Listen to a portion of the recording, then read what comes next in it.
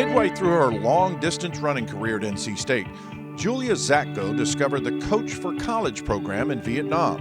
In May, she made a pitch to NC State Director of Athletics, Boo Corrigan, and to the Wolfpack Women Initiative, seeking financial assistance for her to join the Coach for College program. They were just like, of course, like they were like, this is a great initiative, like this aligns with like NC State's values and it aligns with Wolfpack Women, and they really enabled me to do something that I've wanted to do for so long. And the Wolfpack Women Club and who, like the donors, like enabled me to do something that was like probably the best trip I've ever been on.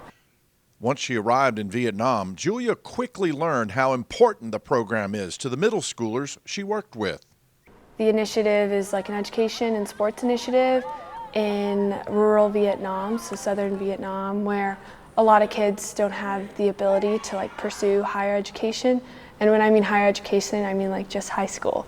If they don't pass an exam, then they basically don't go to high school. It's not in the cards for all the kids. And so it was like a very pivotal moment for them. With the help of translators, Julia taught biology classes to the eager learners. Every day we'd get up at 6 a.m., we'd go to breakfast at 6:30 at the school. And all the kids would be there 30 minutes early, just like waving at us, like, hi guys, like even before we met them. The youthful enthusiasm reached another level once sports and activities were introduced. Julia's sport to teach? Basketball. I was able to kind of teach them, you know, the basics of basketball, dribbling and passing and stuff. And I am a cross-country athlete, so I was teaching basketball, which I played basketball for 10 years, but I'm no near an expert. And you don't need to know Vietnamese. Like, sport is really just like a universal language, because I'm dribbling, I can teach you how to dribble. Like, I'm shooting, I can try and teach you how to shoot. I don't have the best shot, but I can do my best. And they can feed off your energy too. So Fridays are like competition days. From the wins, when you see a kid just going, yeah, and then when they lose and they're just like crying in the corner, and you're like, all right, like this is the time where you learn kind of that it's okay to lose too. Like, you gotta like pick up and like go to the next thing. And I think it's just something that's also something that you taught them too, in like a life skills development. The more time spent together, the more it became a two-way classroom.